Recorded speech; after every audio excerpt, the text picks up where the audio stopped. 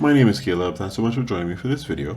So, basically, I just want to help somebody else not have to spend 24 hours to figure this out, because that's about how long it took me, and maybe even save you having to deliver work that you're not pleased with because you were having the same issue. So the issue is a color shift when you use transitions in Davinci Resolve in a color manage color space or timeline, and this will probably happen with any color space that you choose. So for me, I was working in Aces and it happened, but I'm sure I also tried to recreate the problem on DaVinci Wide Gamut color space timeline, and it happened as well. So safe to assume it will happen in any kind of color management color space that you choose. So basically, if you typically when I would put photos in to my timelines, it wouldn't be with any transitions or anything, so I never noticed it before. So I would just choose bypass color management because it's already fully edited. I don't want any color management on it because this is what it looks like when there's color management on it and it's fully edited already, right? So that looks crazy. So I would just do this. I would right click on the clip. So right now I'm in the color page, and then I would choose bypass color management and it looks correct.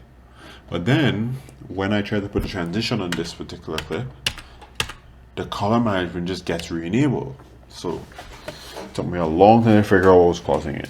Turns out it's the fact that I'm trying to bypass color management. So the first thing I needed to do was stop trying to bypass color management. But what that meant is my file looks crazy all the time. So how can I get this to look the way it's supposed to?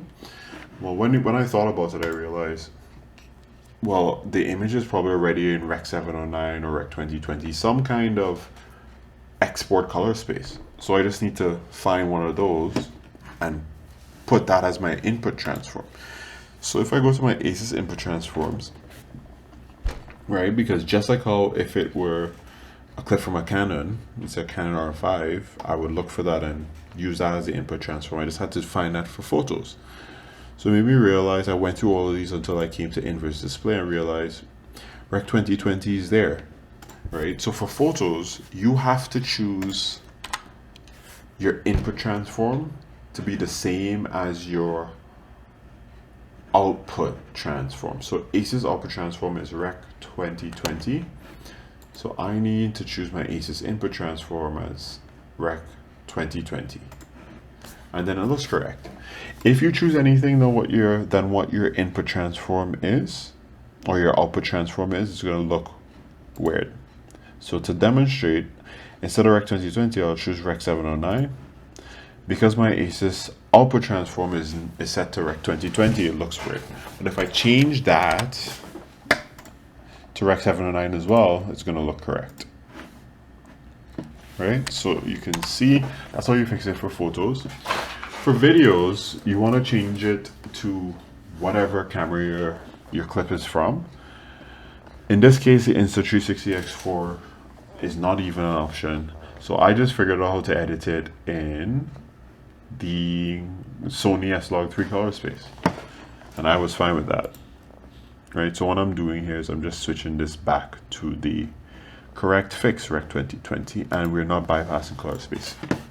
So now when we hit that transition, I'm just going to go to the edit page or whatever page this is. I just know it as a shortcut so that you see when you hit the transition, no color shift anymore. Okay, now the same thing happens with video. So if I come here and I choose to bypass, whoops, went to Fusion, my bad. I choose to bypass this edit. This is what, or the color space, this is what this edit looks like. And then you'll see once I hit the transition, which is this squiggly, this white line here, there's a color shift again.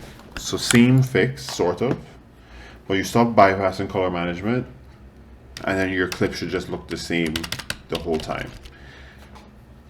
Right, so this is kind of the right edit. So your clip should look the same the whole time.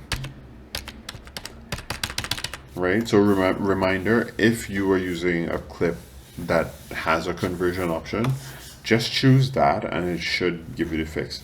If you choose to do the same thing like the Rec 2020, let's say, I mean, you won't have the color shift as well, but it may not be what you're looking for either, right? So this looks crazy to me as a starting point, so I didn't choose to go with that. So instead, I developed a way to edit it to my liking in here. So instead, I found a way to edit to my liking here. Can't find that grade right now, so I'm not even gonna try to fix it. But yeah, and just to show that this could happen in Davinci wide gamut as well. So if we look here, color management, Davinci wide gamut, RGB, Rec 709, right? So my output color space is Rec 709, right? So you see how it went all crazy. So yes, bypassing the color management makes it look correct, but then it goes crazy when it hits the transition, right? So that you can see it's obviously in a transition. But then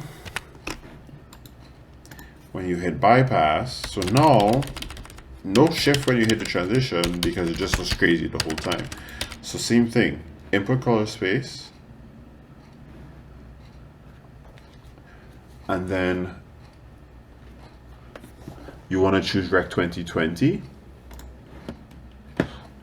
So I apologize, Rec 709.